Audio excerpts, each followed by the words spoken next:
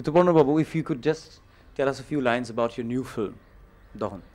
Dahan is based on a story, a novel by Suchitra Bhattacharya, which in turn is based on a real life incident which happened in Calcutta sometime in June 1992. 4 years later, a novel was written on that, and that is the basis of Dahan. The novel is also called Dahan. Right. And what are your reactions on being showcased in the Panorama section of this film festival? It's the inaugural film of the Indian Panorama, and as far as I know, Mrinal Sen is inaugurating the Panorama as the chief guest. I feel very proud about it, obviously, and this year I have heard they have only 13 films, the lowest so far in Indian Panorama. It's meant to be a very strict kind of a package. So, being included in that and being considered as the inaugural film by itself is a privilege. So I feel I feel very proud on behalf of my unit and all my crew members. Right. What moved you to become a director after a full career, let's say, in the creative media, advertising, etc.? Was this always in the back of your mind, or? Yeah, I always wanted to be a filmmaker, and since I joined advertising at a pretty early age, when I was not exactly expecting a break in feature films, so I went into advertising. I started as a copywriter, and naturally I slipped into the role of an ad filmmaker, which was actually the grooming ground for me from where I took off as a filmmaker. So I always wanted to be a filmmaker right from the beginning. Do you think your stint in advertising, making ad films, commercials, has helped you in any way in the feature film format?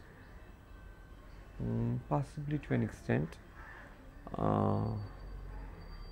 They tend to make you more technique savvy, but you can also use it as an advantage and achieve a certain kind of technical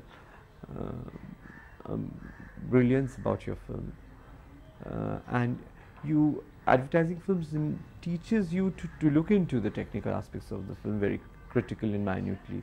They teach you a lot of detail, which I think, and they also teach you very precise communication, which I think is important for any communication person, that matter. Right. About your personal style, is it a very deliberate way that you've worked? I know your opus isn't vast, it's 2 films, but 2 exquisite films, 2 films that have been very widely appreciated all over the world. So, so the style that you've used in the films, is it something that you've thought about, you've worked on before you made the films, and are there any known influences in your work? They are not very conscious. I think they are quite, it is my spontaneous reaction to a particular thing, my script or screenplay, the way I think. It's my own spontaneous reaction. But as far as cinematic influence is concerned, I think Suchitra is definitely a very strong influence on me. And I quite unabashedly, I proclaim him to be my mentor. So there's no doubt about it. Right.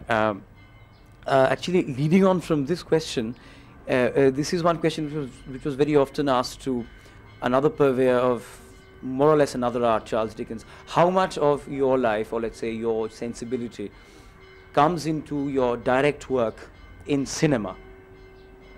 Your sensibility, I can well understand, it has a lot to do with it, but perhaps elements of your own life, perhaps your own background, your own way of looking at things, is that very important, or are you to a very large extent objective when you have a story in hand? Because your second story was somebody else's, and you had to react to it, and you had to build upon it and build a film upon it. So with that in mind as well, I think no creative person can be absolutely objective about something.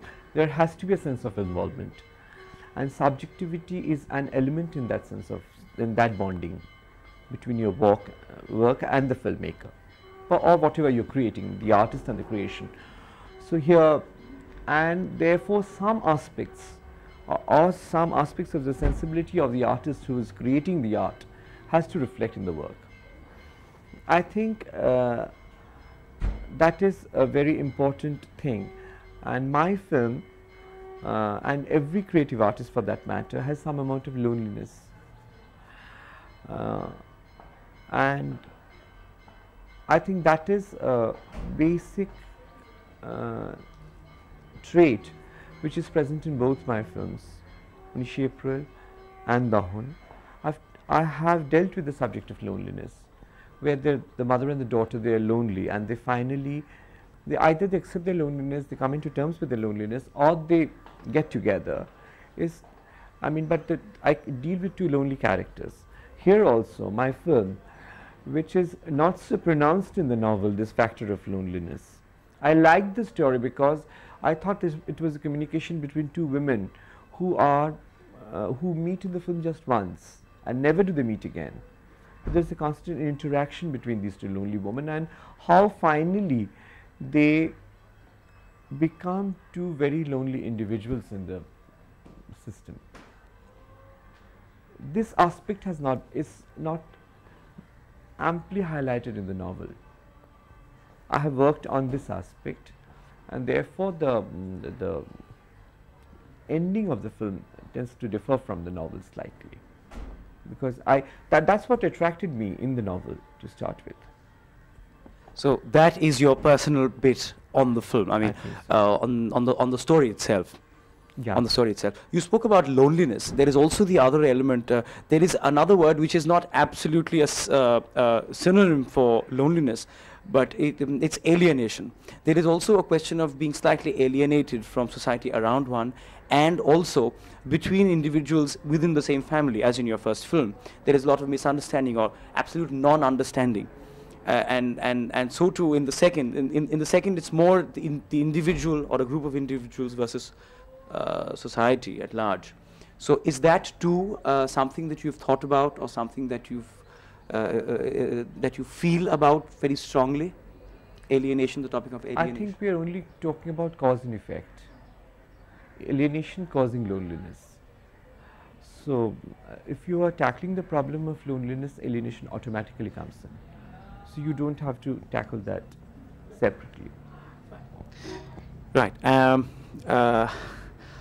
After a sparkling debut and after your present, which has been an encore of sorts, I mean, not of sorts in every way, what is the future, immediate and distant?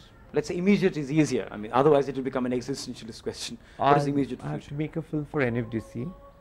It's again my own story. The landlady, Badiwali in Bengali. That also has a theme of loneliness, and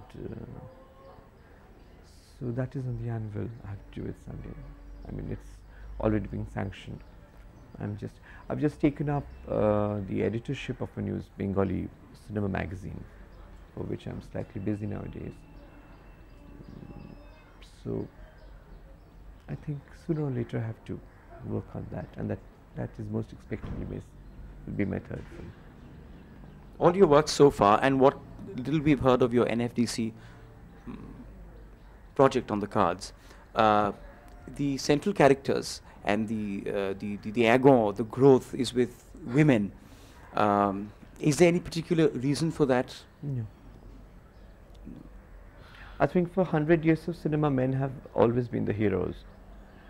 And even if I make 3 films with women, that's only a drop in the ocean.